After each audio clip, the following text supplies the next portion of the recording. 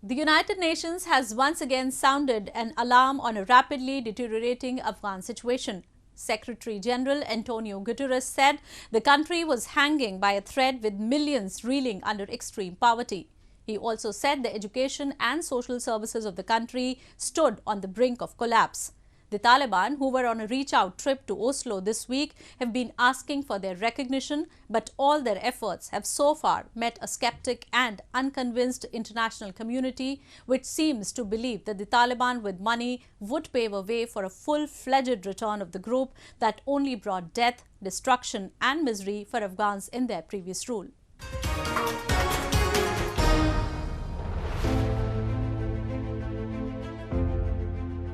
United Nations have been repeatedly urging the governments and groupings around the world to step forward in order to enable Afghanistan to fend for itself. In its latest discussion on the war-torn country, the global body predicted an irreversible doom if Afghanistan was not helped immediately. Antonio Guterres, the General Secretary of the UN, said the country's situation was hanging by a thread and poverty and misery had crept in since the Taliban's takeover of the country. 6 months after the takeover by the Taliban, Afghanistan is hanging by a thread. For Afghans, daily life has become a frozen hell. The prime focus of all UN appeals made in the past few weeks has revolved around boosting the liquidity potential of the country.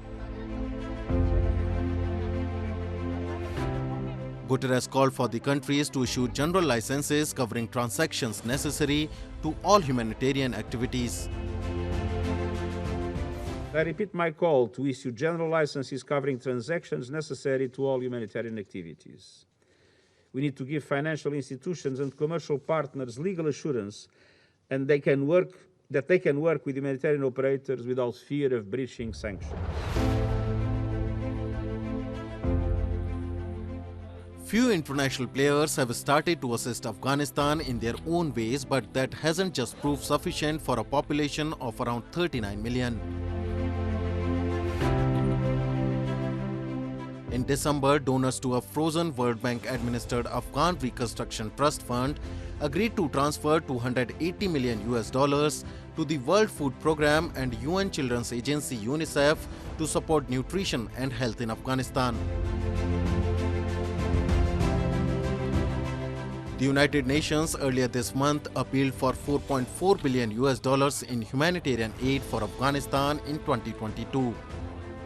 This week it said it needed a further $3.6 billion for health and education, basic infrastructure, promotion of livelihoods and social cohesion, especially the needs of women and girls.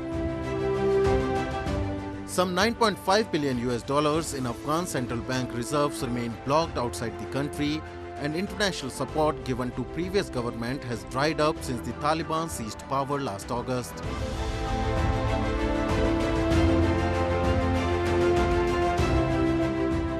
We need to jumpstart Afghanistan's economy through increased liquidity.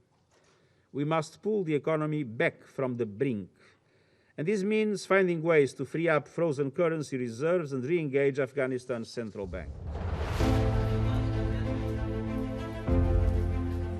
Earlier, the United Nations had pledged to work with countries to ensure that funds are not diverted or misused. However, UN Special Envoy on Afghanistan, Deborah Lyons, has confirmed that there was still reluctance among donors to free up funds. The Taliban are reaching out to different countries, explaining their current stance and seeking recognition. However, no one has yet confirmed in that direction. In fact, most of them have maintained a safe distance from Taliban's key demand. The 1996-2001 Taliban rule had provided shelter to terrorist groups including Al-Qaeda, and that has been the center of concern for the international community, including the United States even today. They fear a return of a similar regime would not just internally destabilize the country, but would also pose a major threat to the global peace and security. and the developments that have come at a cost of thousands of human lives and trillions of dollars will reverse to square one.